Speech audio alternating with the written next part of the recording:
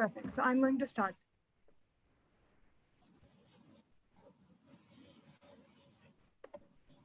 Assalamu alaikum. Welcome to the Distinguished Lecture Series by Islamabad Policy Research Institute.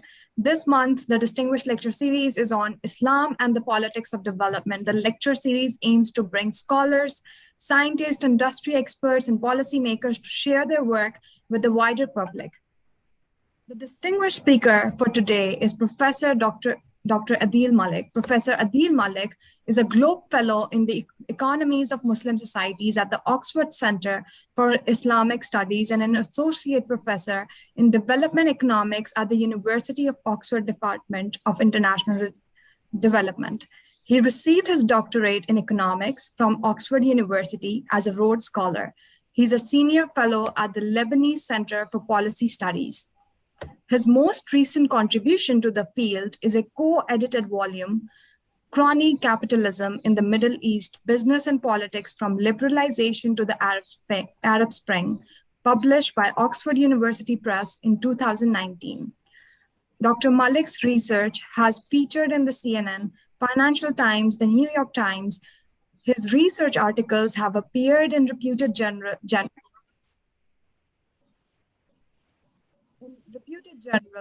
such as Journal of Development Economics. The discussant for today is Khurram Husain. Khurram Husain is a leading business and economy journalist in Pakistan. He writes widely read columns in Dawn, Pakistan's leading English language newspaper, and in television, he has been a contributor to BBC, providing short features on economic issues. The discussion today is going to be moderated by Azeema Cheema. Azeema is a Director of Research and Strategy at Verso Consulting, where she leads the portfolio on conflict, fragility, and violence. Azeema has 15 years of development sector experience, in addition to long-term positions with Asian Development Bank and RII. She has consulted for a range of multilateral, bilateral, and civil society organizations. So without any further delay, I invite IPRI's Acting President, Brigadier Rashid Wali Janjua, for the welcome remarks. Thanks, Kashun. And a very warm welcome to Dr. Adeel Malik and the two discussants, Azeema, Cheema, and Dr. Khurram. Today's topic, I'm sure, is going to excite a lot of intellectual ferment. It's a very interesting topic, in fact, that the human development is so full of dimensions that each dimension is a topic in itself. The concept of behavioral, cognitive development, and a multiplicity of dimensions, these add to a lot of complexity as well as interest amongst those who have interest in development studies. Now, since the slide shows religious shrines in the political economy of development, so I'm sure Dr. Adeel will enlighten us on all the dimensions. But a word about Islamic concept of egalitarianism and human development, which is all encompassing. And I'm sure all the dimensions which impact upon not only the behavioral, but the cognitive responses of population would also be covered by the discussants. And I'm looking forward to a very, very exciting discussion. So without much ado, it's over to you, Kashun, to invite Dr. Adeel for his discourse. Thank you, sir. I now hand over to Azeema for the moderation. Azeema, the floor is yours. Thanks. Thank you. Thank you, Kashun. Thank you, Brigadier Saab. Thank you, IPRI, actually, for having us and for hosting this. I'm very happy to see this distinguished speaker series, and I'm sure we'll learn a lot from all the speakers. I'm very excited to see this paper because the connection between political elites and the impact that they have had on development in Pakistan is now more than ever a part of Pakistani public imagination and discourse. We hear these arguments and these feelings in the way people express their grievance and the way people articulate their decisions to vote. And certainly we hear a lot of it in the news media as well. But rarely does someone come along and say, here we are, having compiled the evidence to address the gap in systematic knowledge on how religious elites or political elites impact development in Pakistan. So for that reason alone, because of the novel nature of this paper, I was very, very excited to see it. So here's how we will take this forward.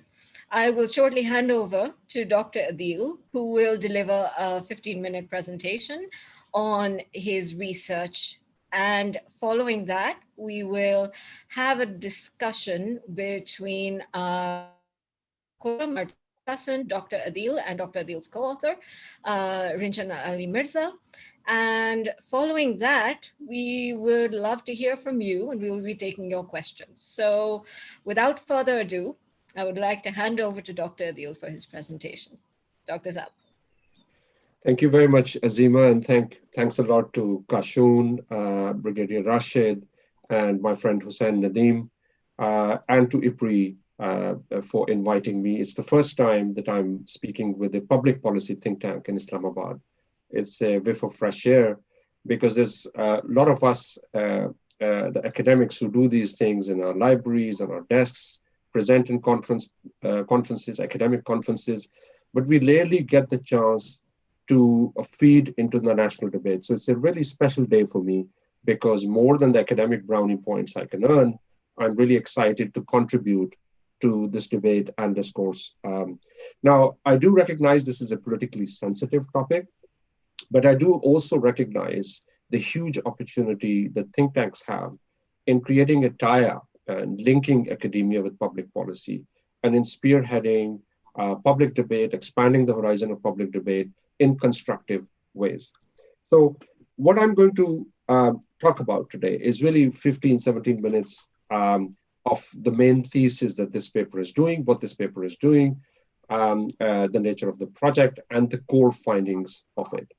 This has been running for about 6-7 years with my longtime co-author, Dr. Rinjan Ali Mirza, who's with us as well.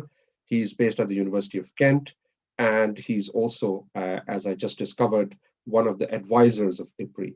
He's one of the few economists from Gilgit-Baltistan region. And I always encourage him to do more work on Gilgit-Baltistan too. But here we are. This project is really about the political economy of shrines. Now, to an audience in Pakistan, it's, shrines are a ubiquitous feature. You go to Punjab, the rural Punjab, urban areas in Sindh, you find these shrines spread around everywhere. They are part of our cultural and civilizational landscape. A lot of us are part of these networks. We are also familiar with the key religious figures who represent these shrines, right? So our current foreign minister is from a major shrine, Yusuf Raza Gilani, a whole range of other very august members of our political elites are actually affiliated with these major shrines. Now, a lot of what we know about shrines stems from the idea that Sufism actually was one of the most important conduits for the transmission of Islam in South Asia. In fact, historians agree that Islam spread in South Asia between the 13th and 17th centuries, largely to the work of these religious missionaries who went and settled along the Indus, and they converted large tracts, tribes, large tracts of areas, bringing them into the fold of Islam. And upon their death, obviously, these big shrines were set up to celebrate their legacy. Over time, they developed such important legitimacy that they have emerged as important intermediaries between the centralized rulers and their subjects. So whether you are a Mughal ruler or whether you are a Sikh ruler, if you want to rule the periphery, you want to make sure that you have powerful allies in the countryside. And these religious elites fit that bill perfectly. In fact, one of the most prominent historians of South Asia, David Gilmartin, describes these shrines as the symbolic cultural outposts of the power of Islam and the Muslim state. In fact, if you walk through through these areas in Multan, in Rohingya Khan, even in the place where I live in Islamabad, Golra Sharif, I mean, these are places that you cannot miss, right? They are right there before your eyes, and they're hugely powerful. They're also, however, important centers of rural economic and political power, on which I will speak in a minute, because these are often not just peers, but also peers zamindars, because they control large tracts of land as well. But one important insight that David Gilmartin had was that these shrines, shrine-based religious authority, is actually co-constituted with political authority. So because they have been serving as an important intermediaries between the centralized rulers and their subjects, they're always called upon to mediate at the political domain, sometimes directly, sometimes indirectly.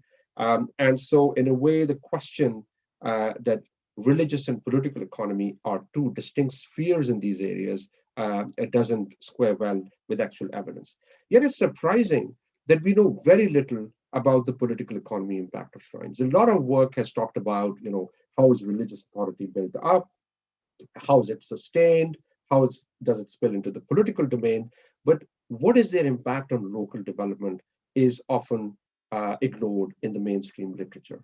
Now, in thinking about this, a key thing to remember is that whilst a lot of these shrine guardians were quoted by all rulers, there were some radical transformations that took place during the British rule. Because during the British era, and after the 1900 Land Alienation Act, land could only be sold amongst members of what we describe as agricultural tribes. And a lot of these big shrine families were considered as agricultural tribes. They were given land grants, they were given official appointments, they became provincial darbaris, and so on and so forth. The important thing about the British property rights institution was that it made hereditary succession of shrines a powerful economic proposition. Because prior to the arrival of the British, if you received land grant from a Mughal ruler, it could easily revert back to the Mughal state. Whereas after the British, these became really permanent land entitlements for many of these people, together with other agricultural elites. Now, we do know that a lot of these elites have endured in political power. So here is a quick genealogical chart of Sayyid Yusuf Raza Gilani. And you could see, although it just covers a brief snapshot, you could see, families like his entered into politics way back in time, and they basically built up huge dynasties, persisted in politics and in political power for a very, very long period of time. So we're really talking about those religious elites who are extremely embedded, powerful economically and politically. Now, in terms of development, in our paper, we look at their impact on the growth of literacy. And this focus on growth is guided by a lot of historical literature that has argued, starting with Sir Malcolm Darling, that the peers are instinctively opposed to the two movements from which the ordinary cultivator has most to hope, right? Because it strikes at the regime of voluntary obedience and threaten the very idea of religious authority.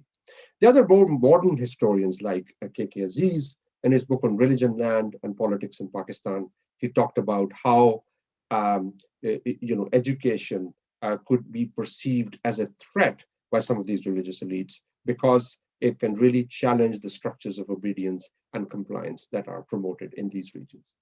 There's also more recent work by Nicholas Martin on politics, landlords, and Islam in Pakistan, which presents very interesting stories along the same lines. So that's where our focus is going to be. We want to look at whether regions that were historically dominated by shrine elites, do they witness differential growth and literacy over the long term?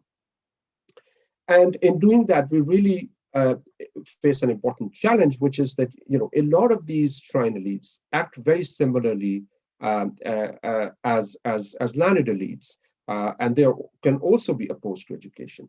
But there are at least three ways in which the shrine elites are sort of different from landed elites. One is that they're more averse to education than traditional elites because there's a direct threat to their voluntary obedience. They might also have greater capacity, and that greater capacity is to oppose schooling. It partly stems from their control over what social scientists term as symbolic power, because the symbolic power is sort of through their ability to shape cognitive processes, beliefs, mental perceptions. So it's a kind of more durable control over population, right? It's not just coercion, it's voluntary obedience. And that's hugely important because as Mills and Goethe argue in their classic Character and Social Structures, the crux of the problem of power rests in understanding the origin, constitution, and the maintenance of voluntary obedience, right? So it's not just the knowledge of the grounds on which a power holder claims obedience, but also for the obedient to feel an obligation to obey. And this problem is not just restricted to shrine elites. Even United States, for example, or any important powerful segment within a country needs to create structures of compliance, voluntary obedience. And that's where shrine elites can be particularly effective. Now, another way they can be quite interestingly different or similar to some of the other elites too, is the whole idea of Pir Bhai. This is of the huge shrine brotherhood that many of these elites have. So here you have Sayyid Yusuf Raza Gilani's marital ties, and they are affiliated with at least 6 major Gaddis of Punjab, right? So they have relatives in different areas who also are affiliated with shrines. They might be affiliated with different political parties at the same time. So you're really talking about a very vast network of political power. Now, in this project, we make 2 original data contributions. The first one is that we were actually able to compile data on the universe of all shrines across Punjab. And these include the historically significant shrines that the colonial era district gazetteers systematically document for all the districts, the Awqaf shrines, which is a database based on the Government of Punjab archives, and all the shrines that have had direct presence in politics. And this is the first most systematic compilation of these shrines. Now, we combine this information with a very long panel of literacy rates. So we start with 1901 and end in 2011. So we've compiled data from a variety of sources, from historical archives, from contemporary sources, and created a consistent panel of literacy for all at the historical tehsil boundaries fixed in 1931. So we keep the historical boundaries fixed and look at what's happening to those tehsils and their literacy rates over the next 100 years. If you look at the data, you could see here is this sort of spatial distribution of historically recognized shrines, which are the shrines recognized by the British era district gazetteers. These are the shrines that are relevant for us because these are often affiliated with families who received patronage from the British, who survived in political power for a long period of time. And you could see that actually, it's not just a phenomenon of southern Punjab. In fact, yes, there is a greater density of these shrines in places like Multan and Pakpatan and other places, but they're quite fairly spread out, right? So you have shrines in North and Central Punjab as well, with a greater concentration in South Punjab. And so we're going to leverage this variation on the sort of spatial distribution of historically recognized shrines. You could see again, here are these tehsil names, about 69 tehsils, and this is the number of shrines per 10,000 people. There are some like Ahmedpur East, you could see very large number of shrines, Hafsabad, very few, right? Narawal, very few. Other places, very high number of historically recognized shrines. So that variation is crucial for us to then ask whether regions that are more shrine dense do differently in terms of literacy than others or not. We are then going to combine it with an important shock to public goods provision, which we all know about in Pakistan. And this was really the radical change in the administration of public goods. Prior to the coup, bureaucrats had greater control over how public goods are going to be allocated. But after the local bodies elections in 1985, elected politicians were given a direct control over public spending. They don't get the money in their hands, but they can decide which schemes are to be built, where they're to be built, right? There's a lot of indirect influence that can shape development. And that shock is universal. It's not just shrine families that are benefiting from it. Everybody else is also benefiting from that. And so we are really looking for the differential effect of this shock on the shrine-dense regions. Now, it's also useful for us empirically that the military coup was not caused by the shrine elites, right?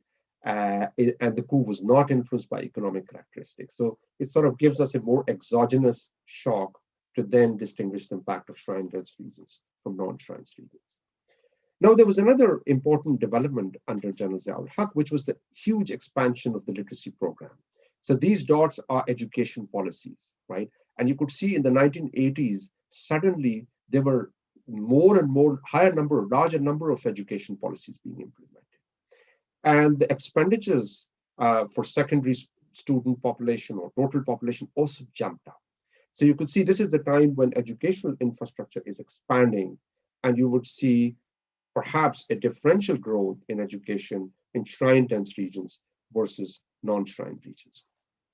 Another important aspect of the Zia era was that many of these shrine elites increasingly participated in elections. So here you have the number of shrine candidates elected to the National Assembly, right? And so you could see since the 1977, you see a steady increase and then quite stable after 2000. So you see more and more of these gaddis and families associated with them directly participate in elections. Previously, some candidate might turn up on their door and say, can you give us support?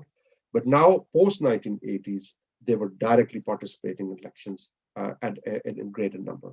And one reason for it was that General Zia-ul-Haq's elections were held on a non-party basis, which means that your natural formations like your biradri, your status, your wealth, your religious authority, all of these become important electoral assets.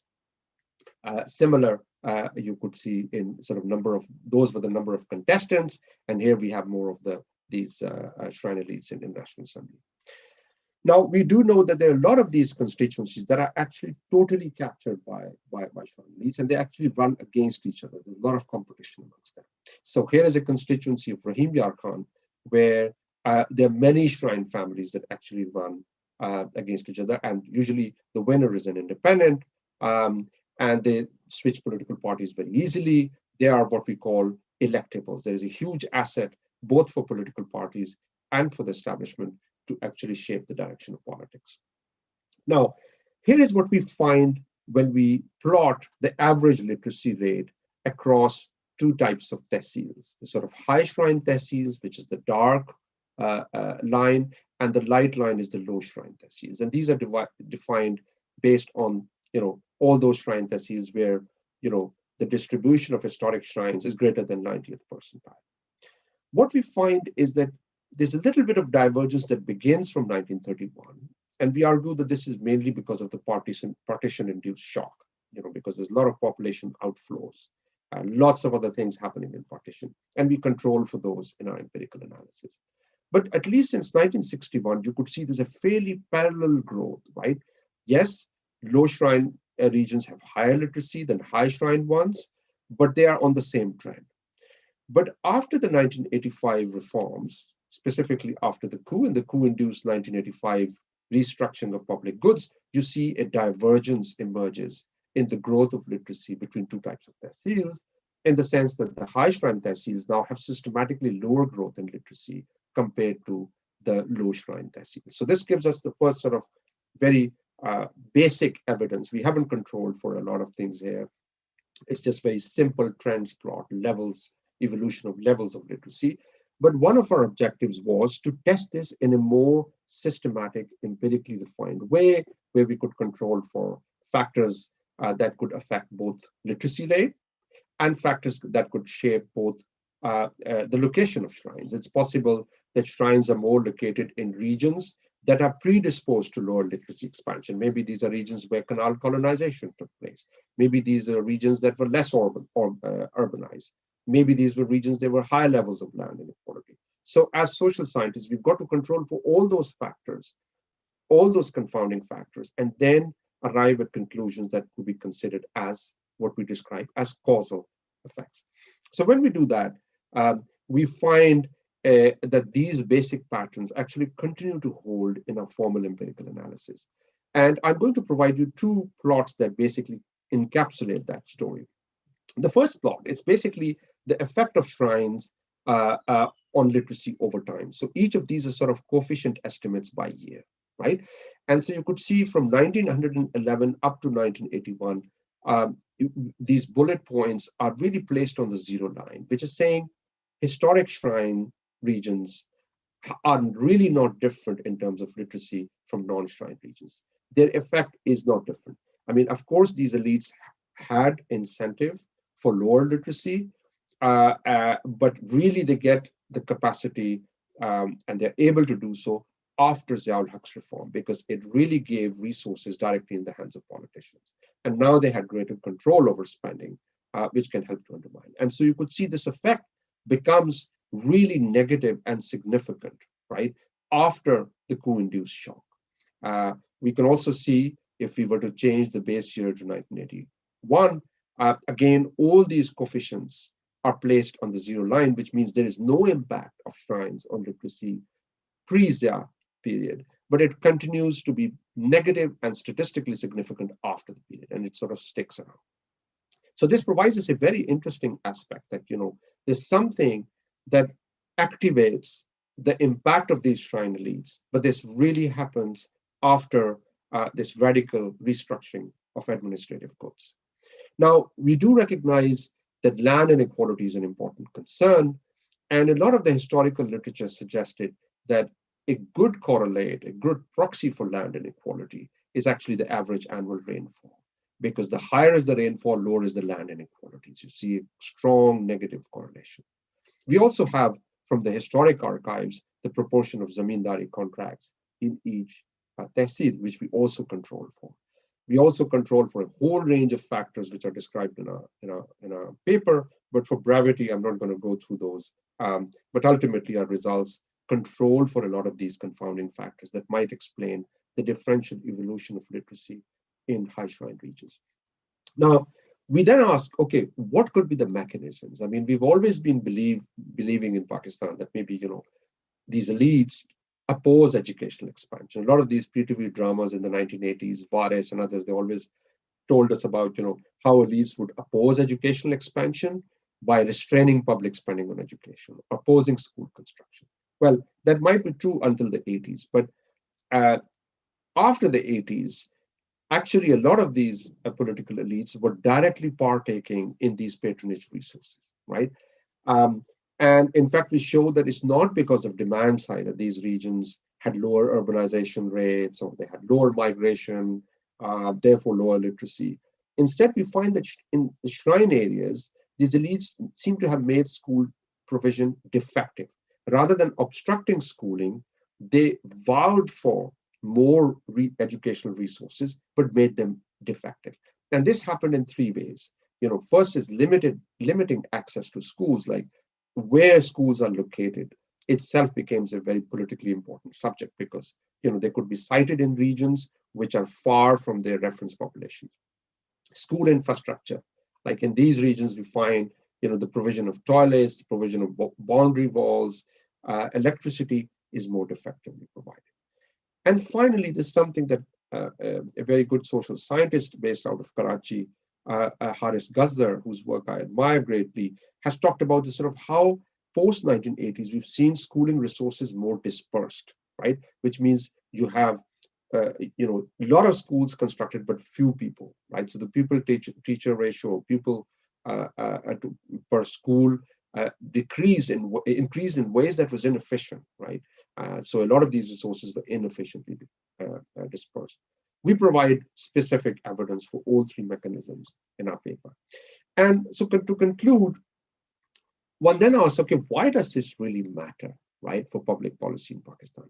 Well, it matters because, if you just look at the quantitative estimates, we show that actually without these shrine leads, the increase in average literacy rate would have been 13% higher in the post-coup period, right? And that's a sizable effect. And also it tells us about the deep structural determinants to literacy expansion. I mean, we're really talking about a country That is the second highest population of out-of-school children in the world, right?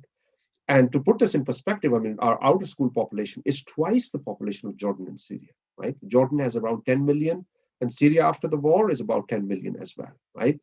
And our population of out-of-school children alone is twice the population, right? And it exceeds the population of over 100 countries individually, right? Now, this is a huge issue of human security. And that's why this think tank is important, because both Dr. Mueed Yusuf and Husain Nadeem have been emphasizing the importance of human security, right? Importance of looking at security from a long-term perspective. And that cannot be achieved with such a huge defective educational performance. This also matters for us for another reason. A lot of development debate in Pakistan has been more about resources, right? So expand the resources given to education and health. Of course, you need to expand those because we are spending much below our competitors, both global and regional. There's lots of programs to increase political awareness that literacy matters. All those things are important. But the underlying historically embedded structural inequalities are hugely important to address, because without those, we don't make real development gains. And finally, it matters for another thing that all of us really care about, which is change. If we think about institutional change in this country, we've often talked about personalities, right? We've talked about, Benazir Bhutto, Zardari, Imran Khan, Nawaz Sharif. Tomorrow there might be some other person. All these individuals change, but the underlying institutional structure remains the same, both in the terms of historical modes of governance. The British ruled this region through indirect rule, right? And that mode of indirect rule more or less continues in political and military regimes, right?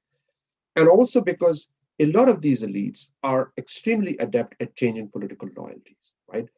You will find them in the next dispensation too, and in the next as well. So ultimately, if there's one thing that we can really learn, not just from this paper, but of our recent political history over the last decade, is that the debate on institutional change has to go beyond individuals and talk about the de facto power, the persistence of elites, the persistence of historic institutional structures, and really start thinking in those terms, right? Those forces of status quo and how you address them. So, and obviously there are implications for donors, because a lot of the Western donors in our country have also contributed to this issue, because they've been, sidestepping the whole political economy question, which I think should be at the front and center of our debate. So I'll stop there and look forward to reactions from Khurram and Azeema, and indeed other people attending the seminar. Thank you so much, Dr. Malik. That was really very interesting. I wanted to advocate a little bit for our audience. And before I ask Khurram for his reaction and his comments and allow you to have a bit of a dialogue, I just wanted to put a couple of things on the table, just a few thoughts. One, my mind keeps going to why. You have articulated the history and demonstrated with evidence the impact of shrine elites and the political economy on development outcomes. But I'm wondering if you have any thoughts as to why. One other point that you've raised is about public goods provision and public goods being devolved to elected representatives. And I was wondering for our audience if you could comment a little bit more on the implications for Pakistan in general. And finally, and I know that you clarified this in your presentation, but I think there's maybe a little bit more that we would like to hear, was on how shrine elites, on the significance of shrine elites and how they are perhaps different from other elites, like other political elites, like landed elites. And I know sometimes these exist together, but there are those distinguishing features of shrine elites that are very unique to them. So I will just park those thoughts here and go directly to Khurram, if you don't mind, for his immediate reaction and his comments and thoughts, and then we can chat. Okay, thanks very much, Azeema, and thank you as well to IPRI for this invitation to be a discussant over here. I hope my audio is coming through clearly on the other end. And I'd like to add to what Azeema just said, actually, Adeel, because you mentioned in the paper the one contrast between shrine elites and landed elites. One contrast that you give is that shrine elites tend to have a greater control over the cognitive processes and the beliefs of, and more invested in control of the beliefs and the cognitive processes of their subjects. But we have landed elites. There are examples of tribal elites as well, who through notions of honor and notions of patriarchy are also invested. There is a sort of a moral universe in which they are also invested. So I think your papers opened up a very useful avenue for exploration. But nevertheless, that's just like a little addendum to what Azeema left us with. Let me get on with what I had prepared here. I came into this with prepared remarks because it's an academic paper. I'm on uncertain terms. I'm on unfamiliar ground.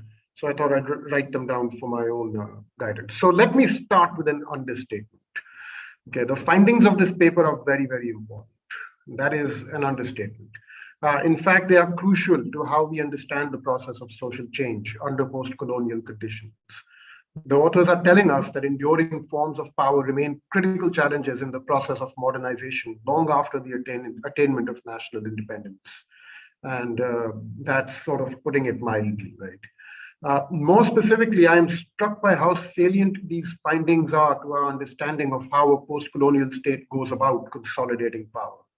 Modern states have to shoulder obligations and aim for objectives that their predecessors never had to worry about. They must take the mass of humanity over whom they rule and fashion out of them the modern citizen who is aware, self-interested, politically active. They must take this mass of citizenry and fashion out of them a workforce for a modern economy, personnel to staff the bureaucracy and large standing armies, as well as a core of technical experts to help discharge the functions required for overseeing and operating a modern economy. These obligations did not befall pre-modern rulers, who never had to worry about the material prosperity of their subjects, or if they did, it was peripherally so. Their health and lifespans and the levels of their educational attainment or command over the technical subjects that modern rulers and economies require. At the same time, rulers of modern-day nation states must also consolidate their power, which necessarily pushes them into the age-old art of arriving at a negotiated settlement with their elites and subordinating those who are too recalcitrant.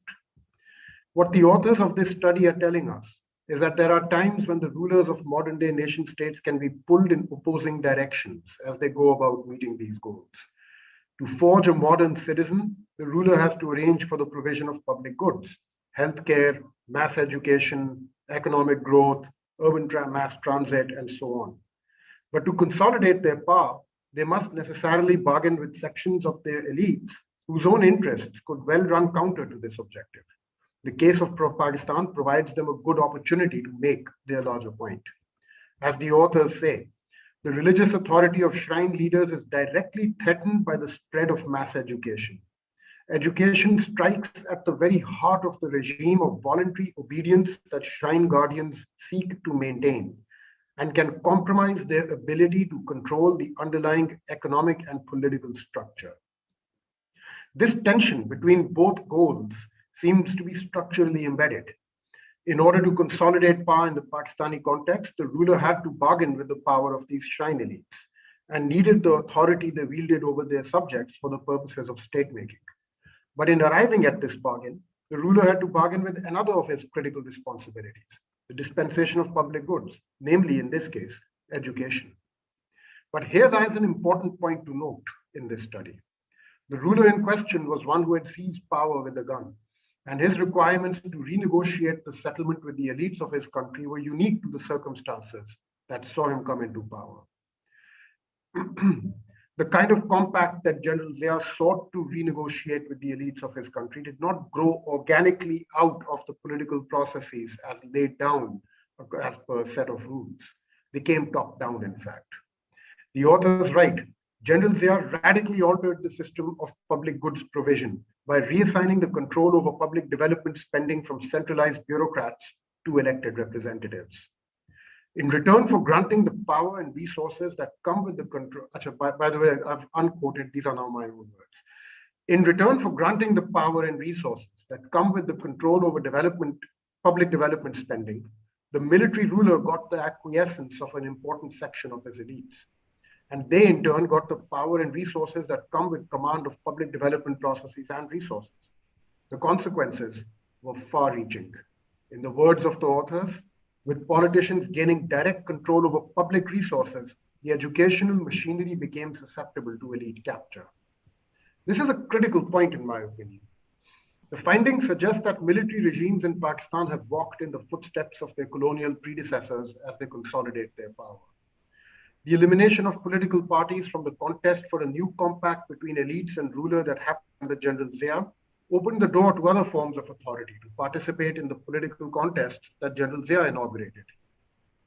First with the advisory council, the Majlis-e-Shura that was inaugurated by him in the early 80s, and then by partyless elections. And Adeel just gave us a couple of examples and actually touched on this point too. These other forms of authority, of which Shrine elites were large participants, brought their own agendas. So he gave us the example of other agendas that grew out of wealth, biradri, or other such forms of authority that these elites were riding upon. But the big players in that context, the context overseen by General Zia, were Shrine elites. They seem to have been most well situated to survive and thrive in the rules of the game as unveiled or as inaugurated by Zia. The results are now visible, the authors say, in the very outcomes that these public resources were supposed to produce.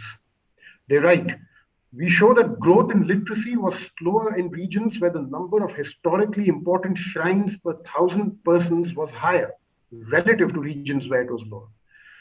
So regions where shrine per 1,000 is higher shows lower growth in literacy compared to other regions where shrine per 1,000 people is lower. After the coup-induced administrative shock relative to before, I found the graph that Adeel showed where the line goes sharply down after 1980 and the number that he shared, 13% is what the literacy outcomes would have been higher by. Had in the absence of shrine elites. I found that striking, and I liked how Adeel sort of connected that with the number of school children today and the sort of the overall educational outcomes that we see obtaining in Pakistan today. Concretely, write the authors, our results show that the increase in average literacy rate in Punjab would have been higher by 13% in the post-coup period in the absence of shrine elites. This is not fortuitous, they argue. This divergence in literacy outcomes between shrine-dense constituencies and the others, according to their findings, flows directly from the compact made between a military ruler and the shrine elites. They write, we emphasize that the impact of historically embedded religious elites is only activated after the coup-induced shock to public goods provisioning in 1985, when elected politicians, including shrine elites, were given direct control over development funds earmarked for their constituencies. A number of questions arise over here. And some of those I will leave for the question answer, and I'm sure there are a lot of people watching who also have questions coming out of this, but a number of questions arise. And first of all, at the outset, I just want to say I'm the wrong person to actually subject this study to a very, very rigorous scrutiny of its methodology. But I think that is needed.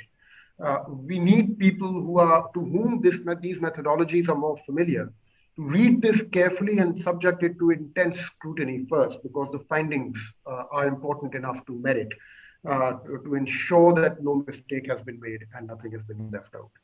But Outside of the methodological engagement, let me say a couple of questions do arise. First, was this process consciously produced? Or was it the inadvertent outcome of shrine elites using these public resources in the only way they knew how?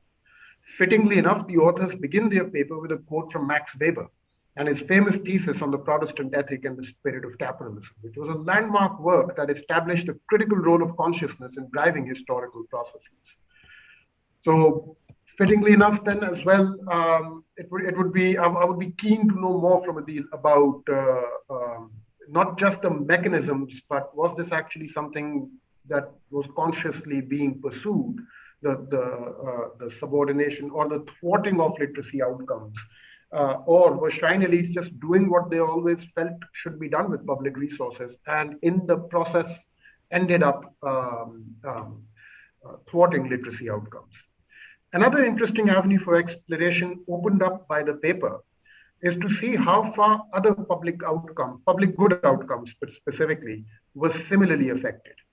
One obvious example would be public health, another area in which the modern state would seem to be a direct competitor with these shrine elites, since, as the authors themselves also point out, one of the things that the shrine economy thrived on and provides is health and healing, although not necessarily of the variety that we get from modern medicine. But to what extent does modern medicine and modern hospitals also present a challenge to these shrine elites and perceived by them to be a challenge to their authority? But other areas would also be significant, such as voting behavior, and to what extent the forms of authority wielded by shrine elites become important influencers in this, in establishing the religious discourse, in framing sacred, framing the sacred within politics. To what extent does the influence of shrine elites also filter down over there?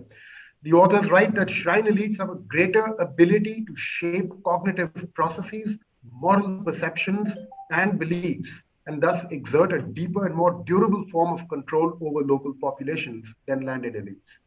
This may be true, but it is worth emphasizing that the power of shrine elites is also not absolute within their own constituencies. In fact, leadership of shrines is constantly challenged from within the families often, and also from outside.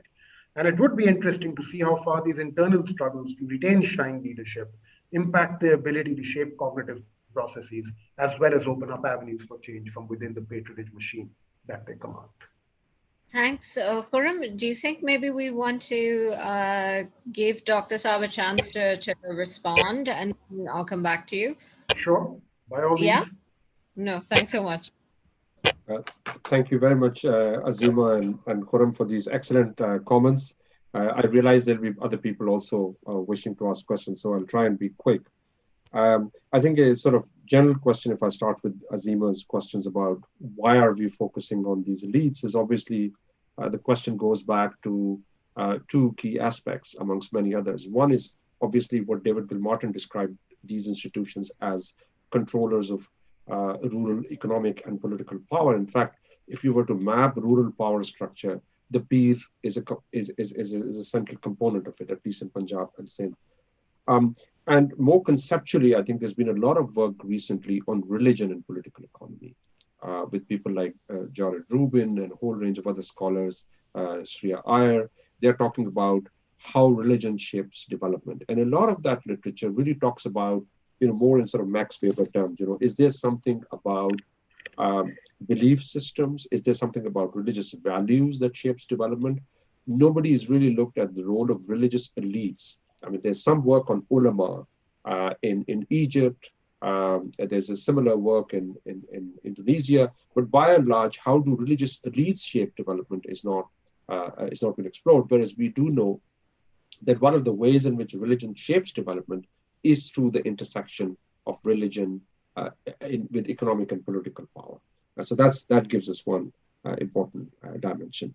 In terms of development and focus on public goods, I mean, I think Khurram was absolutely spot on. I mean, this is still a very central debate in our times. I mean, we've seen even in this government, there's been both emphasis on not routing money through MPAs and MNAs, and yet not being able to do that because they are an important constituency. And so this, I think, public goods provision is a hugely important dimension of development through which elites shape development.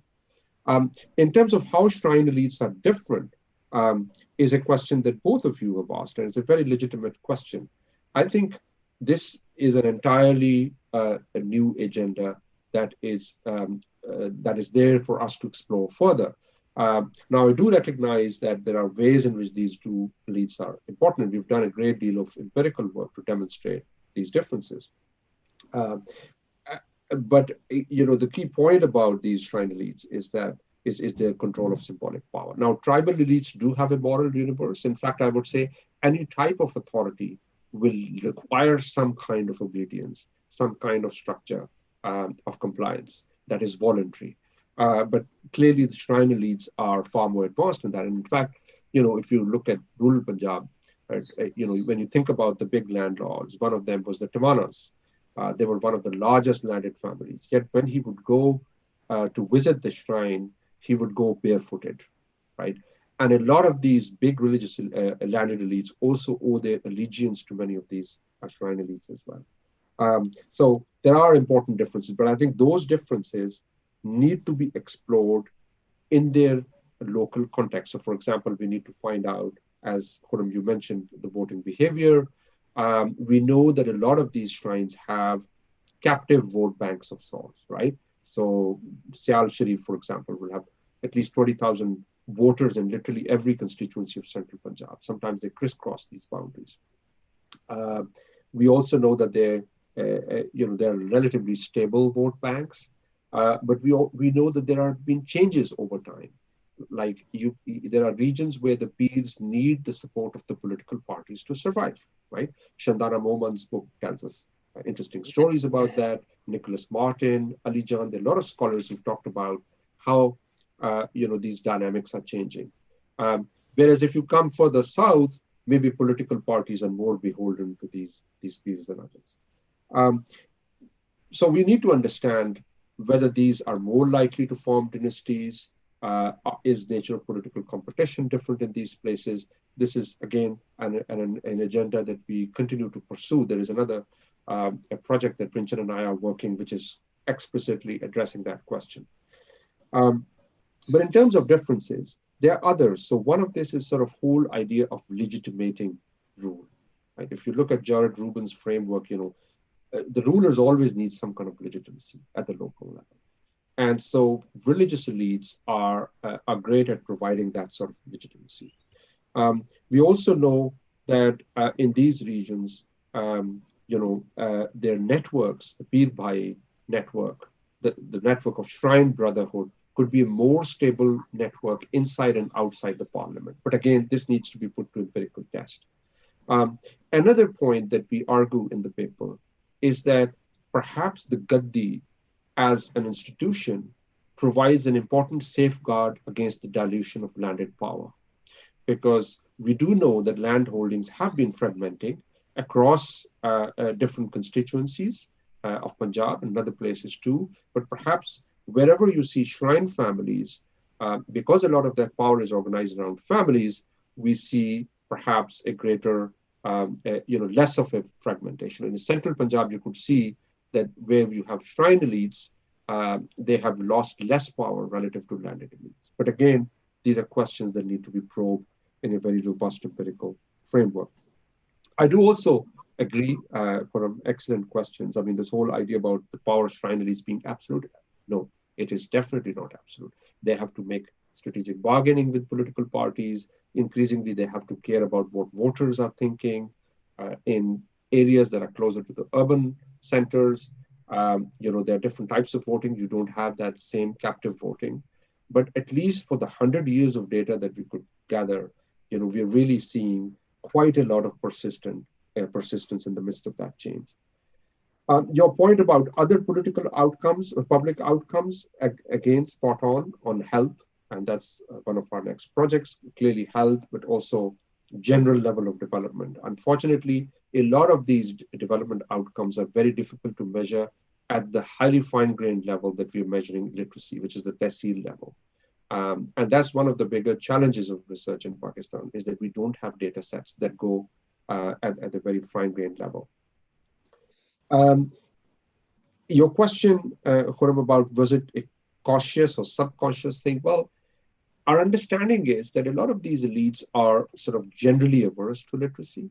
And Nicholas Martin's book, for example, provides lots of examples about, shrine elites getting worried that if their constituents get a lot of education, they might, go away, or they might not listen to them, or they might not be such a strong part of their network. Those sort of incentives, it was not really literacy. Let's put it this way, they don't have huge incentives to promote literacy, right? And so we've had political personalities who are very educated, they go to Harvard, Oxford, Cambridge, right? But when they're back in their constituencies, they are behaving in very exactly the same terms, right? And there are lots of images that go around in the media that give us those expressions. But that basically tells us that there's less aversion, but somehow the change in the public goods provision basically made them more capable of undermining literacy. By, while literacy and its infrastructure is increasing everywhere, they try and make it more defective in these regions. There's also an important point to be made about role of political parties. Yes, General Zia made this particular change in public goods provision, but most of the political parties, including the People's Party, which always talked about quote unquote Zia ki bakiyat, in English, basically the remnants of the Zia era system, but they have embraced a big remnant of the Zia system, which is this way of administering public goods, right? Now, I can understand it's very difficult. I mean, if there's one leader who really wanted to change it, it was Imran Khan. But in social science, we use a term called increasing returns institution. I mean, once you set up an institution, the huge sunk costs, it's extremely difficult to reverse them, because the entire political equilibrium can be disturbed. So that's something we are left with. And so when it comes to political parties, their grassroots mobilization is also weaker.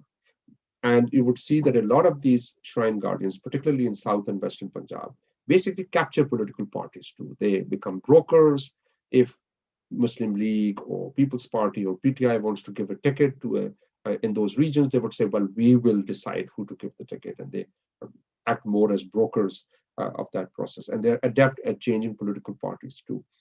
So things are changing in those areas too, but somehow these elites, because there's not been proper devolution, and political parties have opposed devolution themselves, and political parties have not generated new types of elites in these regions in terms of opening up the space for contestation within the political parties as well. Basically, we have a situation where both the establishment and the political parties rely on the same elites, right? And you would see before the next elections, similar sort of, we had the South Punjab bloc, similar bloc might be set up, they switch their allegiance and go to another political outfit. So we really then, and I'll end here in terms of what you mentioned, this whole idea about persistence. This problem is not just about Pakistan. It's a global issue. Political power is hugely persistent, right? So there's a recent study that shows that families that controlled economic power in Florence in 1100s continue to control economic power in modern day Italy in Florence. Political power is hugely persistent. I mean, the British civil service is an excellent example, right? Again, there was a recent news item about that. But post-colonial states, if there's such a term, I don't think we are really post-colonial, because we are very much continuing on the colonial path so far. But sort of post-independent states face that problem because they inherit these structures, and it's extremely difficult to change them. Now, we do know for a fact that a lot of countries that did change these structures in East Asia and in Latin America were the ones that implemented large-scale land reforms, political reforms, or there were external shocks in ways that forced the elites to open up the political space. Those are the long-term questions, but these are very difficult questions for reform, for whether it's a military ruler or a political ruler.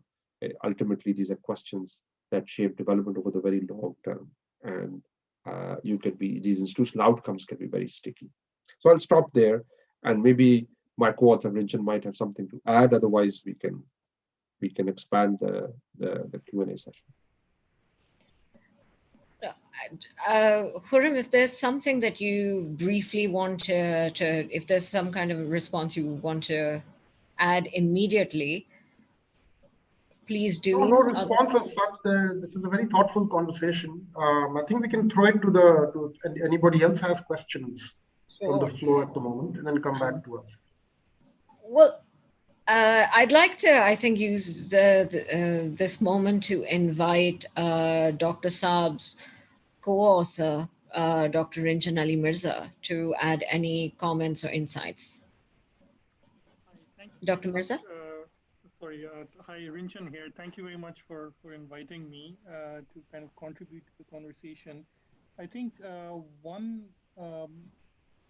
just a kind of a short point I want to add to what Dr. Malik has already said, and this is primarily responding to, I think it was Azeema who asked the question about why is this happening? So why are the shrine elites essentially restraining development, or why is there a relative effect of shrine elites restraining literacy growth primarily? I think there we do have a sense in the economic literature of essentially economic backwardness in a political perspective, and that's what we're really trying to do over here. And essentially, in that sense, what we're trying to argue primarily is that for a environment where there is clientelistic politics, which we know in Pakistan, politics is based primarily around clientelism. You have clientelistic networks everywhere. There is essentially a non-monotonic relationship between political kind of power and the extent to which you respond by restraining development. And what do I mean by that? So just imagine a spectrum where you go from having absolutely no competition, politically speaking, to your own political power, to a situation where you have very intense competition. So essentially, in the scenario where you have no competition, you're not really worried about development. Whether there is development in your area or not, you just don't care. So you essentially do not block any sort of initiative that might improve literacy, for instance.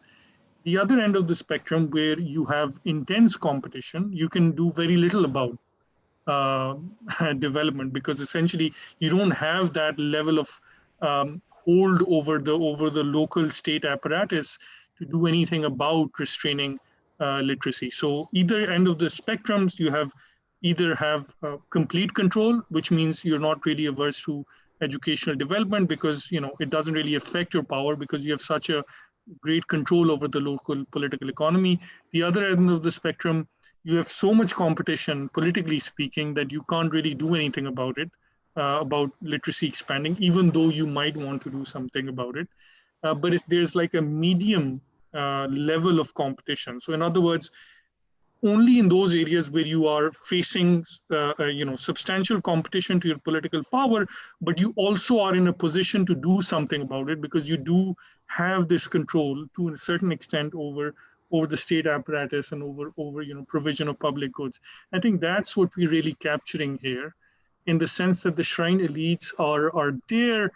They have a substantial control over a substantial vote bank, political power, but at the same time, they're facing competition from other elites, other emerging elites, and that's why restraining mass literacy is so important for them, because their whole political power, their whole political base, their whole political stake depends on being able to restrict this expansion in mass literacy. And that's primarily because where they fit in terms of the political competitiveness spectrum, almost, which I would say they fit in the middle, which is where exactly in the non-monotonic kind of relationship you would find elites then reacting by actively trying to undermine literacy or any other technological advancement that in fact strikes at the very heart of their political power. So that's the only thing I wanted to add. No, thank you. That was fantastic, actually. There's if I may, if you will indulge me and I can usurp my privileges as moderator, I have a bunch of things running through my head. And I'm going to put a sense-making hat on and say a couple of things. We've established that shrine elites are important brokers, but also special because they have that power derived through that devotional relationship. And the impact that you're describing that they've had, both Khurram and I believe, got the impression that what you're saying in the paper is that this is not by design, but by consequence or by effect, right? That these are not sort of engineered outcomes. This is not the outcome of shrine elites sort of underutilizing education budgets in their constituencies. The process through which I believe that you said that the schooling system becomes defective is it didn't come across as engineered or deliberate, right? And that's where I was kind of wondering, well, why is that happening? Is it because there is insufficient buy-in to the post-colonial system of education that Pakistan has inherited across shrine elites or religious elites? Does the system not command the sort of the respect or isn't held as a value? Because I'm just wondering if you're going to do a repeat of this experiment with and looking at the impact on health, for instance, you're going to come up against the phenomenon of Ruhani Ilaj, right? And people turning away from the formal systems of health service provision towards alternative systems. And the reason why I ask this is because there's been a lot of investment in Pakistan when it comes to literacy and education, particularly primary and secondary school education, to say, we need to make the issue more political. There was a big campaign program here funded by the UK government called Alif Elan that sort of prioritized education outcomes, and it was based entirely on this theory of change that we are going to improve political ownership of the education agenda. So there is, shrine elites command a lot of influence. And also one additional question I had was, who do you see as competitors? Shrine elites are effective brokers, but who are their competitors? And how do you see that competition scape changing, particularly with local government elections coming up, particularly because all of the phenomena you have described have a bearing on what happens in party-based local government elections, should we have them again. So primarily, I was just wondering what's going to happen next. Rinchen, would you like to go at it first, and then I can come in? No, I think it's. I'm fine with you responding, Dr. Malik. That's perfectly fine. So I think there is an important dimension here, which is about deliberate subversion or indirect. I think what we want to highlight is that if you think from the perspective of these elites, they already are averse to literacy expansion, right? Now they have two ways they could think about. They could just, obstruct resources for literacy, obstruct construction of schools, make sure there's less sort of opening of schools, less spending on those. Or they could actually say, fine, there is this spending coming through. Let's partake in that spending and make education defective, right? Now, that is in a sense, it's deliberate decision, but it's really the 1985 local public goods provision change made it politically more optimal for these elites to choose one strategy as opposed to another. And the second strategy, the first one was more cautious, which is that we are not going to obstruct schooling by blocking the construction of schools because there's more resources coming in now, right? And because all the elites are sort of participating in that resource capture, they're also participating in it.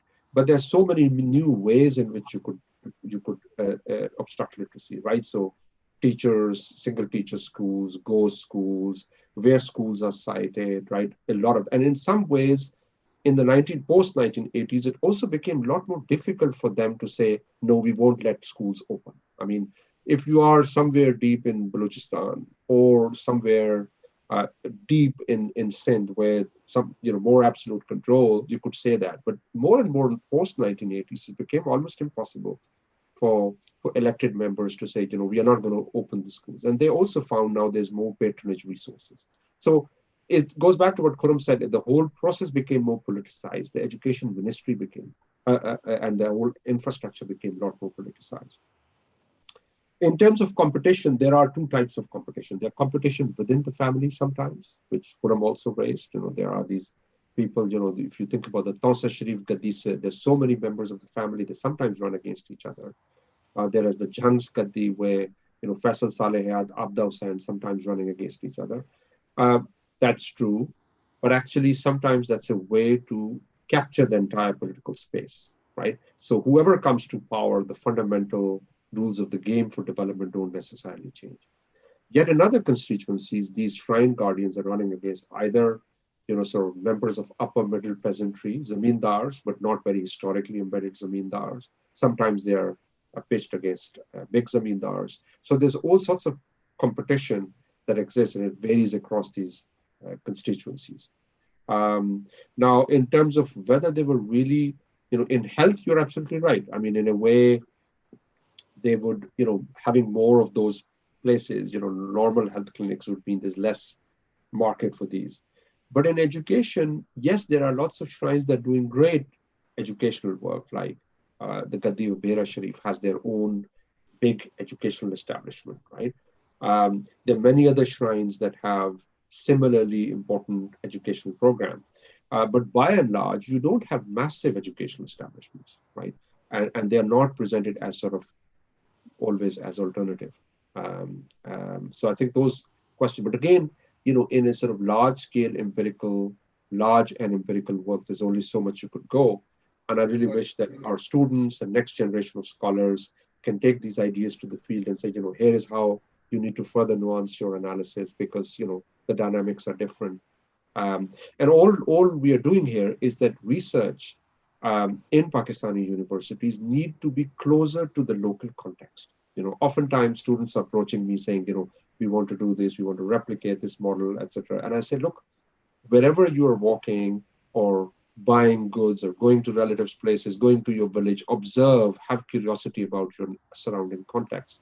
And that will give you a sort of deeper perspectives, and you are clearly more advantaged in terms of exploring that context. Was there any other question, Azeema? Have I missed anything? I mean, there was a political competition, alternative educational landscape, and deliberate versus more subconscious, right? Was there any other? You covered all of my questions. I have a couple of audience questions, but before that, Khurram, is there something that you wanted to ask? No additional questions from my side. I found the conversation overall extremely interesting, and look forward to going through the paper again. And I do look forward to the methodology getting subjected to very rigorous scrutiny. It's not something I'm in a position to do, but we need somebody who is familiar with these methods and the techniques that have been used in this paper to give it a very thorough vetting and going through. We have presented this paper obviously through in variety of academic conferences where people precisely talk about those sorts of issues. So if you see our earlier draft, it was more basic. Over time, it has evolved in light of the very constructive feedback we've received from various academicians. Yeah, but it needs further scrutiny, absolutely. No, the findings are very critical. They go to they're touching on very important and politically charged themes in this country. So the more significant a piece of research is, the more intense the scrutiny it will come under. So in that sense, this deserves the highest of the most intense of scrutiny. So we've received a number of questions all at once. One has to do with somebody's asking, how do you break this power loop where the landed shrine elite is also in the in the parliament and in the power corridors? Also, with every state institution over years, is there a design mechanism by the super elites to expand the constituents' dependency on the status quo power? So it's important. I think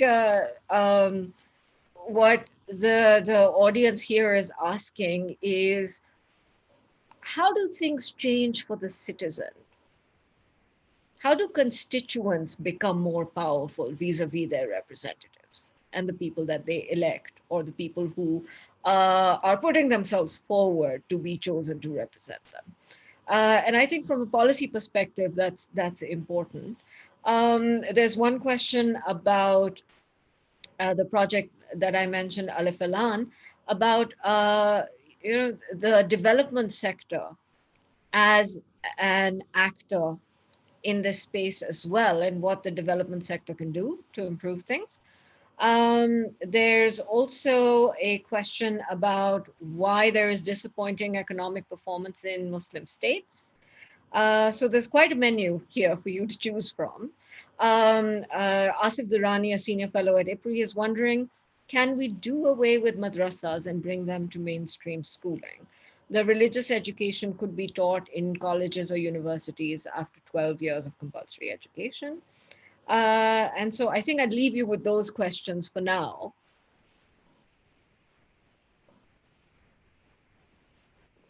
Okay, thank you very much. These are all very important questions, but obviously as academics, we are a bit careful in saying, what you can say with empirics, what can you say with certainty. So I'm going to do what Khurram said, conversation, right?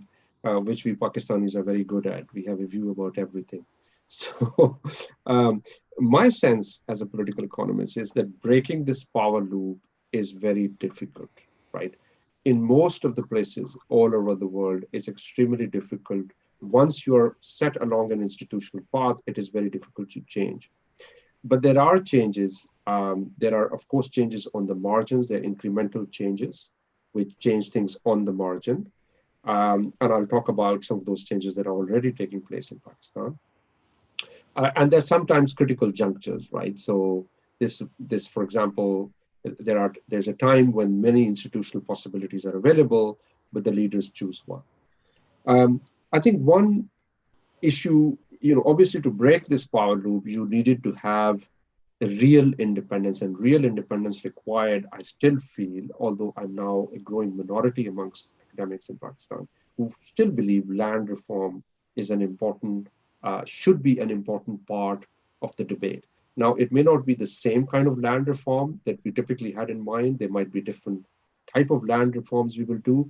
But one of the things we find is that in this country, whilst people are saying, well, land holdings have decreased, it's difficult to implement land reforms, yet there is land being distributed in the favor of the rich, continues to be distributed to bureaucratic classes, to political classes. The de facto control over land has increased. So I think the land question is very important. And if I look at, for example, Prussia, if I look at Latin America, if I look at East Asia, if I look at the white revolution under the Shah of Iran, if I look at the Communist Party's experience, nowhere in the world with a historically embedded landed aristocracy that primarily accumulated land as a result of patronage rather than hard work, because these were loyalist classes who received land from the British, in part because they were very useful for them, right? Very few countries in the world where such colonial proprietary, in the presence of those colonial proprietary elites, it's very, very difficult to change. So the real thing would be to have land reform. Now, unfortunately, on the question of land reform, firstly, we don't have very good data on land holdings, which effectively means that we cannot say how much is the extent of land inequality, how much have land holdings have declined. But if you look at parliamentarians' assets, most of the parliamentarians from rural areas, we can see they continue to control large tracts of land. Now, if reallocating land is difficult. There are other ways in which change has come about in certain regions. One of which are these areas where there's been a greater remittances, right, which reduces the incidence of dependency voting. Or new sources of income developing. As there are new sources of income, you have different patterns emerging. If parties are penetrated at the local level, Shandana Moman's book has told us, this is shown that actually there's space for strategic political negotiation. Similarly, if we reduce the hold of these politicians over local institutions, one of the ways in which these elites have been able to control development outcomes or shape development outcomes is through their control over local institutions, the police, the judiciary, the district administration. And a startling example of that actually appeared 2 days ago when, for example, the Tareen group's main demand, right, from the Punjab CM was none other than saying, well, we need our own DPO, district police officer. So the elites control, I know this is slightly politically charged territory, but I think it's very constructive debate to have that if you want change, you need to change, do exactly the same things that Imran Khan was promising, actually, police reforms, right? And change the way in which these people are appointed at the local level, and reduce the control of these elites. So I think in terms of change, there is a big change we could do, which is land reform. Unfortunately, because that question has gone out of the public debate and also the power of some of these landlords has declined, that question is no longer on the horizon. But I think if we are to forge ahead as an industrialized state, as a developing state, we need to do something about historically the persistent patterns of land holdings, right, which can be massive. You talked about it's very significant, Dr. Savik. You were talking about, the change and reform. But I think this is where your work contributes a lot, because we need to understand how the status quo works, how power relationships are constructed, in order for us to be able to figure out how they may be deconstructed for this reform to actually challenge them and serve constituents, because at the end of the day, that's the policymaker's goal, right? Exactly. And so one of the ways you could do it is by depoliticizing depoliticizing the educational machine, right? So if you look at transfers and postings, if you look at the appointment of these school teachers in election campaigns, right? If you look at the spending patterns. So if you were to retrieve the control of education and focus on it, it can really, I think there's tremendous demand for education in rural areas in Pakistan. A huge demand for education. So, what the state machinery is effectively doing is blocking that demand by firstly making education more expensive, and secondly, more inaccessible, and thirdly, by reducing the quality of it. Now, the third question, that was raised was on the development sector. I think the development sector is part and parcel of the problem. It's complicit in this problem, right? So just to give you a sense, during the time of General Musharraf, half of the total UK aid was being dispersed through what we term as general budgetary support.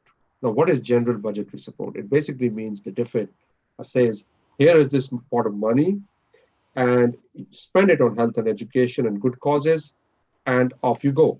Now, that obviously, to me as a political economist, that's a pot of cash being given to a ruler to support his clientele.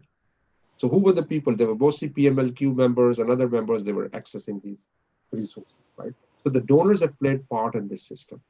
The Alif Elan is a good project. I think Musharraf Zadi did a great work for what the project was. But I think education is not about awareness. Millions of dollars were thrown into creating awareness. But when we as social scientists start asking questions, is there data on school teacher ratio at the tehsil level? There is no such data. Is there data on ghost schools? There is no database. I mean, I had good friends in the Punjab Education Ministry. They said, well, some of this data exists, it's not public. We don't make it public. If I want to know how much money is being spent in a constituency under education, under health, and how much of it is going into salaries, how much of it is going into development. It's a very, very, very basic statistic. And if we can develop a panel over time where we can see how in these different constituencies, the size and composition of development spending is changing over time, it can provide us powerful microcosmic sort of evidence into what's happening in our students, in public sector universities, at IBA, at Qaid-e-Azam University, and other places, could do great theses around it. Why have the donors, through their multi-donor support unit in the government of Punjab, they were there, they could not produce this basic data. If you ask today the Election Commission of Pakistan, where are the shape files through which you could demarcate political constituencies and create development outcomes, they said, we don't have data. Now, I can understand there is no commitment on the part of the government, but both the donors and the state have very little incentive or interest in creating panel data sets, because they know if you can trace cross-sectional units over time, it will create powerful pressure for accountability, both for the state and for the donors, right? Yes, please. Adeel, if I may quickly interrupt, actually, your study is a very good example of why they don't want to create data. Yes.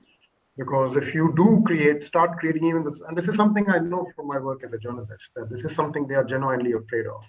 That if you do start leaving behind a data trail of sorts, eventually a picture will emerge and somebody will come along and start connecting those dots. And it causes embarrassment to power, whoever it may be, whenever it may be.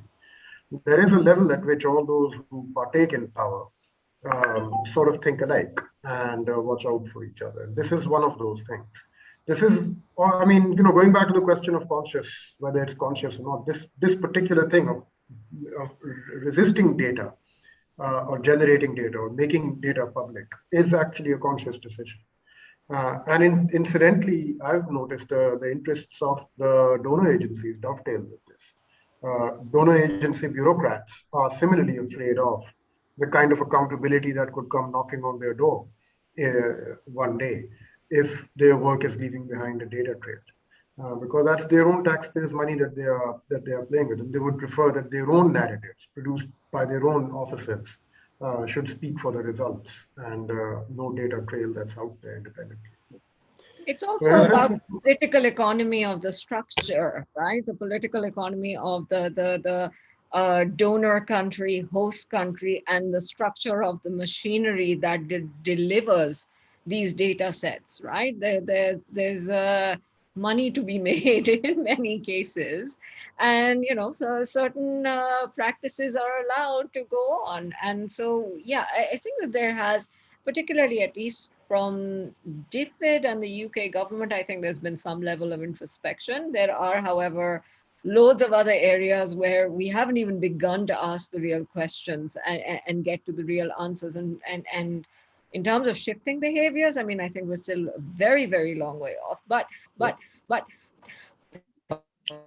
one thing, your paper is the first and most comprehensive data collection effort on Muslim religious shrines to date. How would you like other, students, universities to be able to use this data? What would you like to see happen? Very good question. In fact, when we are going to publish this work, we will put all of this data. It would be replicable. It will be available on the website, hopefully of the journal, but also our own respective websites. And in fact, I think what Khurram said, it just struck me that you also asked a question, Azeema, about change, right? One of the ways in which we can change is by empowering people through information. And we know social media is very active. We have a lot of, we have one of the highest youth bulges in the region. And if you can really create a new narrative around this sort of information and better availability of data, I'm so sure that there are students, scholars who are really eager to use. A key example is, for example, the database for Benazir Income Support Program. It was one of the few databases that were very comprehensive. It doesn't allow you to track change over time, but at least very large sample, about more than around 27 million households. Now, why is that data not available to researchers? Why not? You can, And now there's going to be more pressure on governments because a lot of this data through spatial methods, you can generate data. So for example, regional GDP growth rates are not available if you want to know how was Thatta's GDP growth, right? Or what is Pakpatan's GDP growth rate? We cannot estimate. The scholars are now using night lights measures to derive measures of growth rate. So ultimately, the whole digital space is going to catch up, and there's an extent to which you can hide that information. But the more data sets we can have, the more we can democratize the debate. I think it will put pressure for reform. I think that's a very positive note to end on. Unless there are any final thoughts, I do want to point out that, and I'm sure that Dr. Saab, you've had lots of questions around the methodology. We chose not to have that discussion here because there was far more interesting conversation around the findings to be had. But I'm sure you've had a lot of questions about how you can disaggregate the effect that you're capturing and attribute it to shrine elites. In case there's anything that you wanted to, any quick comment that you wanted to make around that, I'd like to invite you to make it now. You're asking me? Yes. Okay, great. I mean, I think this is a study for Punjab, but we would like to know more about this in Sindh province. I think there are important qualitative studies to be had. There are a lot of students who do their MPhil thesis.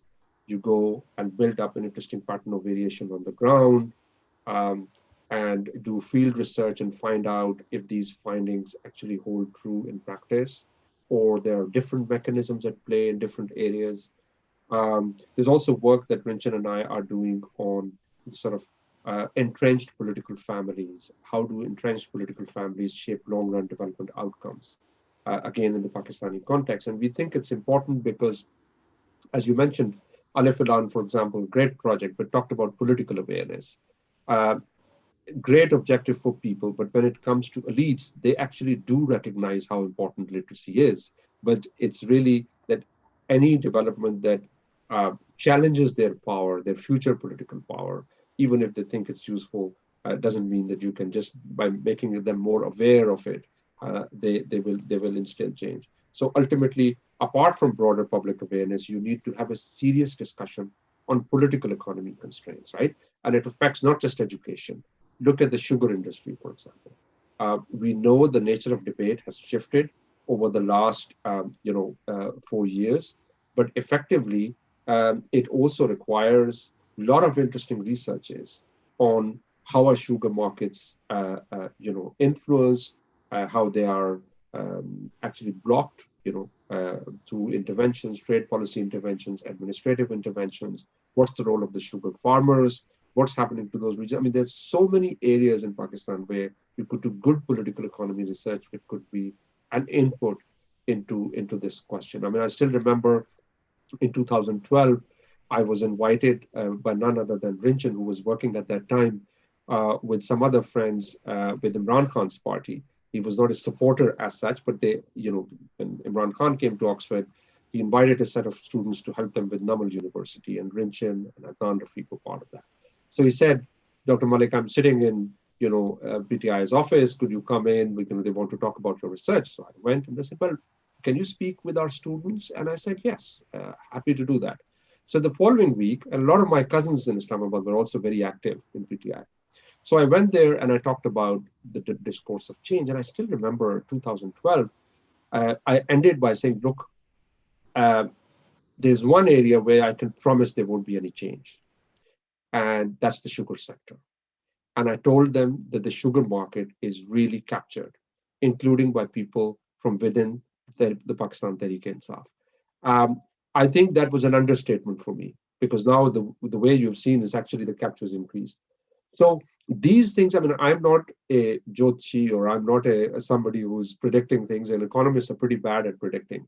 But if you understand political economy structures, you can really understand change. I think one of the biggest failures of our political parties, including those who advocate change, is that in order to change, you need to first understand the status quo and the forces of status quo. How do they operate? How do they obstruct reform? If a lot of that planning goes before coming to power, you can then really do something if you can. I also recognize that I haven't answered 2 questions, but I will just give broad sort of leads on those. One is, why there's disappointing growth performance in Muslim countries. It's a very broad question. There are a lot of active research on this, including by Timur Quran and Jared Rubin and others. Some of that literature is also controversial, but there is work about, is there something distinctive about Muslim world?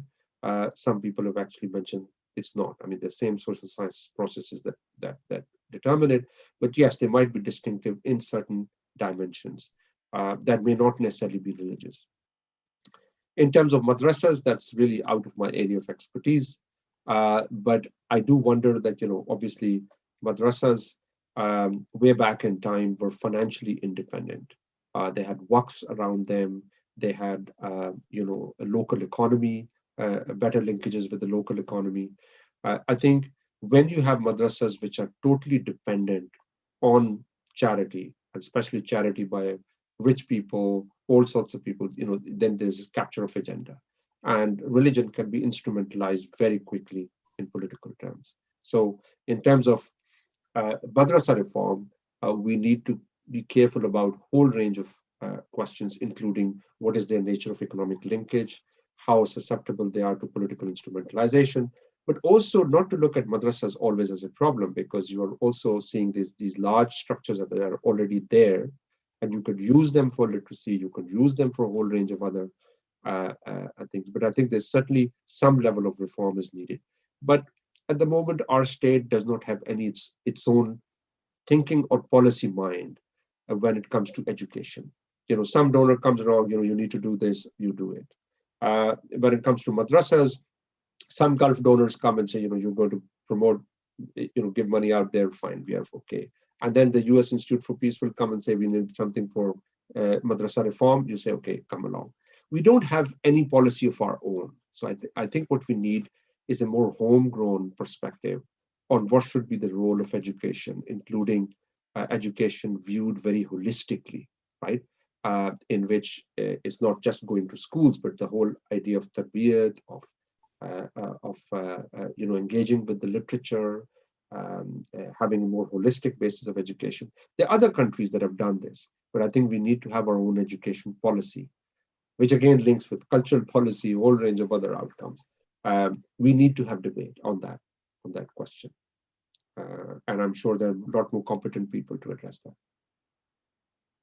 Well, I think we've had lots of fighting words in this session. I'd like to thank you. I'd say it's a good day for political economy research, and I think Dr. Saab and his colleague Rinshan Ali Mirza Sahab have made a very good case for more political economy research. So I'd like to once again thank Dr. Saab and Khurram. And say how much I appreciated all your insights and your time. Kashun, I'm going to hand it over to you now. I recognize that we have gone over time, but there were important things to discuss. Thank you, Azeema. This was a very thought-provoking discussion. I now hand it over to Acting President Brigadier Rashid Wali Janjua for the closing remarks. Thanks, Kashun. So I'll wrap it up by thanking all the participants, Dr. Adeel especially for a very enlightening discourse, and Dr. Khurram and Azeema for very effusive participation, and we all stand educated. I think the most important takeaway from today's discourse is that there's a greater thirst for political economy debate in our environment. And one of the points that was highlighted by Dr. Adeel, lack of data set. I think that lies at the heart of the problem.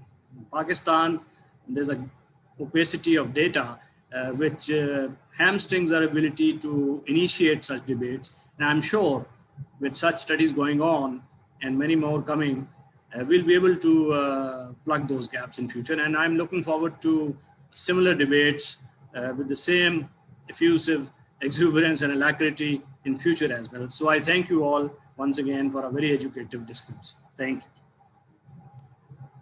Thank you very much, everyone.